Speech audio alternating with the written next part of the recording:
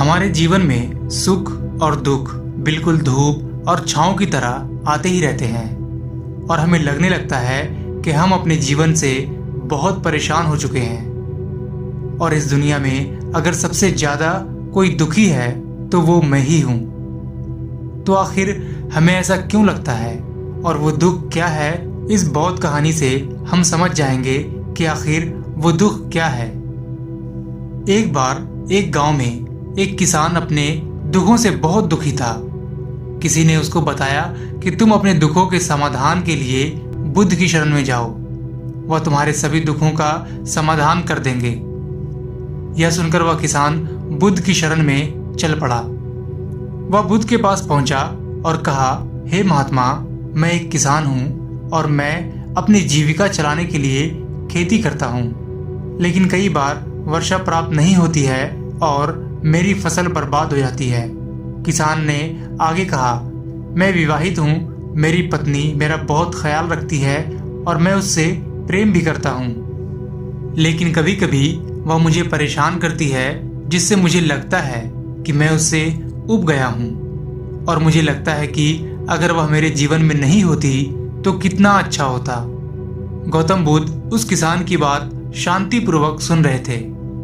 किसान ने आगे कहा, मेरे बच्चे भी बहुत अच्छे हैं, लेकिन कभी कभी वो मेरी बात नहीं मानते और उस समय मुझे बहुत क्रोध आता है।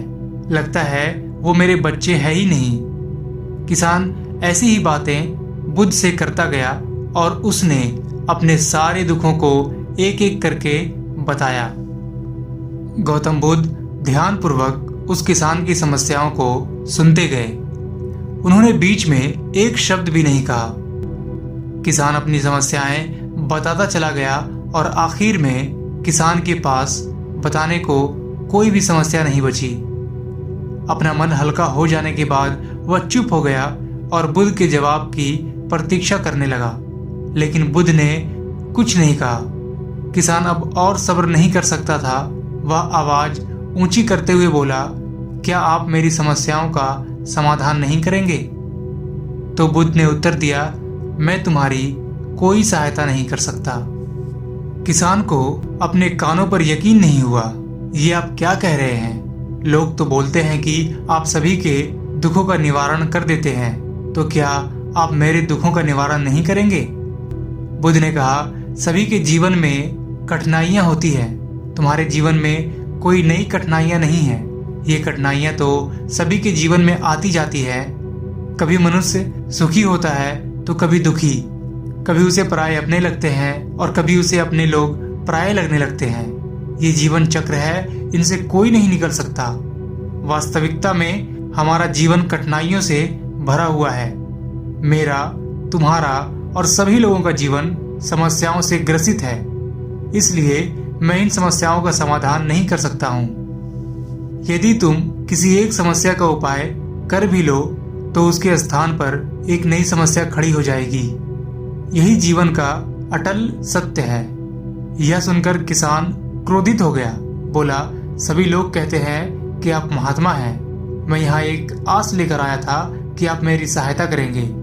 अगर आप मेरी समस्याओं का समाधान ही नहीं कर सकते तो मेरा यहाँ आना व्यर्थ हुआ। इसका मतलब सभी लोग झूठ बोलते हैं। मैं बेकार ही आपके पास आया। इतना बोलकर किसान उठकर जाने लगा। तभी बुद्ध ने कहा, मैं तुम्हारी इन समस्याओं का समाधान तो नहीं कर सकता हूँ, लेकिन हाँ, मैं तुम्हारी एक दूसरी समस्या का समाधान कर सकता हूँ। किसान ने आश्चर्य से कहा, इन समस्याओं के अलावा दूसरी समस्या? भला वह कौन सी समस्या है? बुद्ध ने कहा, इसी समस्या के कारण ही दूसरी कई समस्याओं का जन्म हुआ है। तुम इस बात को स्वीकार कर लो कि सभी के जीवन में समस्याएं होती हैं, कठिनाइयां होती हैं, तो तुम सोचते हो कि तुम इस दुनिया में सबसे ज्यादा दुखी हो और तुम्हारे जितना कोई और दुखी नहीं है। तुम अपने आसपास देखो, क्या वो लोग तुमसे कम दुखी हैं? तुम्हें अपना दुख बड़ा लगता है, लेकिन जो लोग तुम्हारे आसपास रहते हैं उनको उनका दुख बड़ा लगता है। इस दुनिया में सभी को अपना दुख बड़ा लगता है, चाहे दुख छोटा हो या फिर बड़ा हो, लेकिन वह जिसके साथ घट रहा है उसके लिए वह दुख बड़ा प्रतीत होता है। अगर तुम ध्यानपूर्वक देखोगे तो समझ जाओगे कि यह जीवन दुख सुख से भरा हुआ है। इसको तुम कभी नहीं बदल सकते हो, लेकिन हाँ, तुम सुख दुख से ऊपर अवश्य उठ सकते हो। यह तुम्हारे लिए संभव है। सुख और दुख को हम आने से रोक नहीं सकते हैं, लेकिन सुख और दुख का हम पर कोई प्रभाव न पड़े ऐसी व्यवस्था हम कर सकते हैं। और इसकी शुरुआत इस तथ्य को समझने के साथ शुरू होती है कि हम कुछ भी कर लें, जीवन में सुख दुख आने ही आने हैं, लेकिन हमें उनसे विचलित नहीं होना चाहिए। इसलिए आज से तुम यह चाहना छोड़ दो कि तुम्हारे जीवन में कोई समस्या ही ना आए, और अब तुम जीवन में आने वाली सुख दुख को स्वयं में समा सकोगे। तूफान के मध्य में भी शांत रह सकोगे और हर्षोल्लास के शोर में भी संतुलित रह पाओगे। किसान बुद्ध की चरणों में गिर पड़ा। वह समझ चुका था कि अब उसे क्या करना है। दोस्तों, यह जीवन सुख दुख से भरा हुआ है। ऐसे में यह सोचना गलत है कि दुखी कभी आए ही नहीं।